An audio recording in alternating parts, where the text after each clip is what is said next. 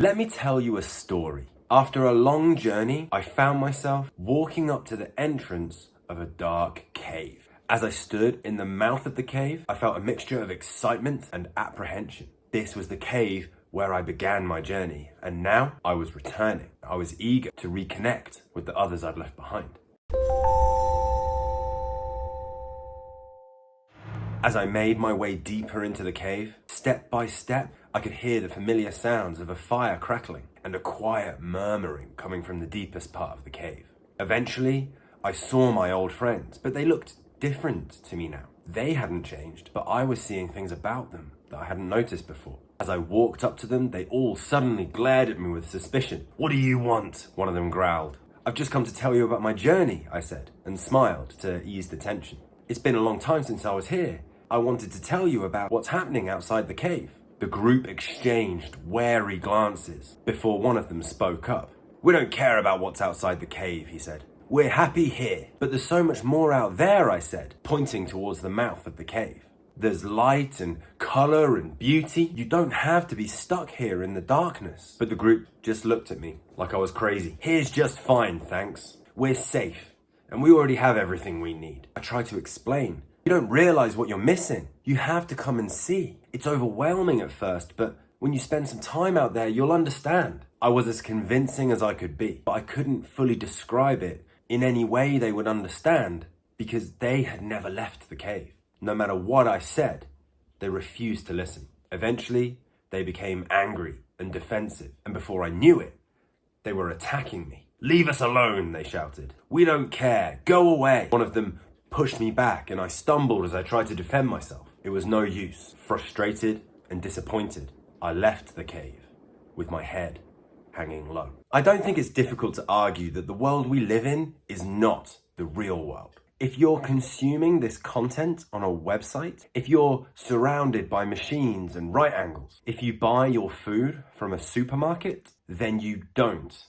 live in the real world. You live in a world that has been constructed, for better and for worse, by other human beings. And as modern life continues to develop, we find ourselves surrounded and protected by technology, products, and media that buffer our experience of reality. Our perception is mediated by the features of a global civilization run at industrial scale and is so complex and distributed as to be entirely opaque. But hidden behind all of this, the real world still exists. And what's difficult is being motivated enough to actually push apart all of these opaque layers to see through and experience it. If you haven't yet properly taken the time to register the existence of the real world, it might be a good idea to stop for a second and give it some thought.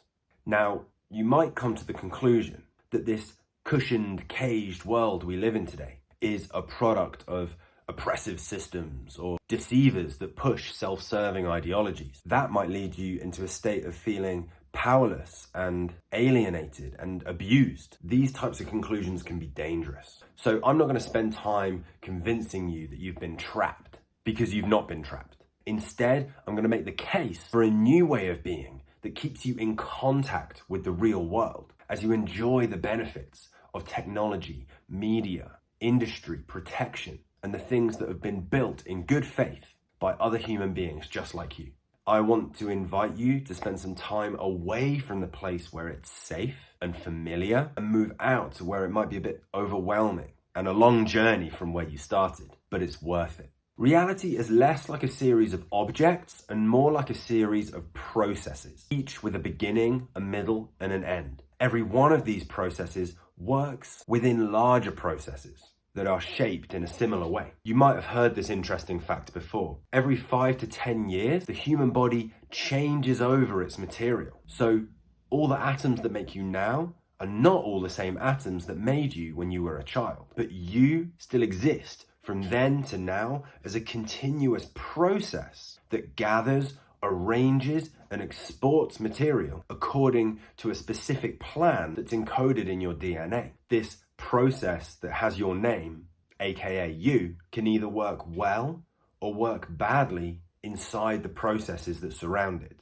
So the real world is a complex web of these interconnected processes that sit inside each other and exchange material to create the world that we see. Instead of merely understanding the objects as they present themselves, an understanding of the processes will give us a greater understanding of the real world. Reality is dynamic and constantly changing, but it's also composed of structures that remain the same. The laws of physics, for example, remain constant throughout all the many reactions between the material of the universe. But we're not just physical beings. There are hidden parts of our lives that sit above and below and behind what we can measure with instruments. We have thoughts, goals, identities, different emotions, and different personalities. And these interact just as much as our material bodies. To stay alive, we depend on the idea that there's something to live for. There's meaning, there's hope,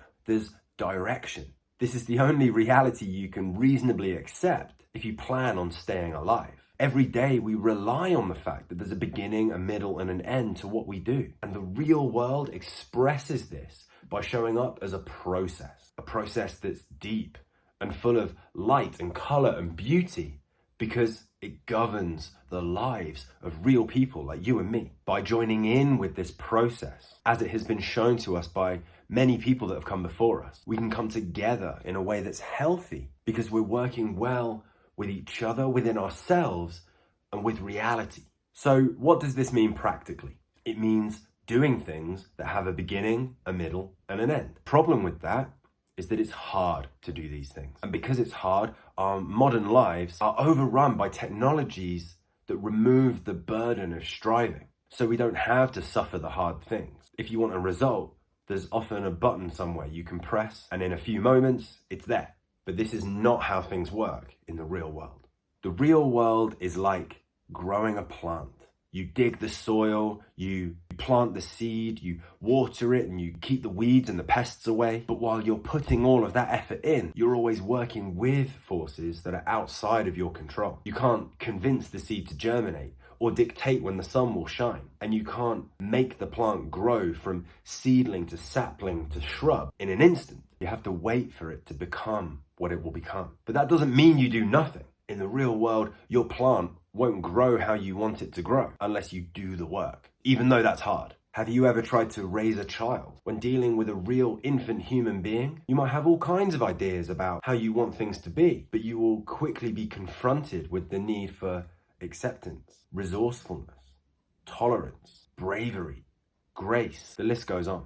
It's a slow, steady process with incremental changes as the child grows, and you learn along the way, changing even your expectations and aspirations as you go. Similarly, when getting your body into great shape, you have to go through the process to get your body fit for life. You could be the wealthiest person on earth, but you can't just pay your body to be healthy. So these are all examples of ways we can actually start to get back in touch with reality. And through that process, learn the virtues that help us navigate the world as it really is and build a life that has meaning, hope, and direction. Instead of waiting for a machine or an institution that was built by somebody else to immediately serve everything to us ready-made, we can build things together with nearby materials, a bit of teamwork, and some honest effort. The real world is a mysterious and difficult place. It can be heartbreaking when you find that things don't always happen exactly as you desired or with immediate effect. But we can choose to accept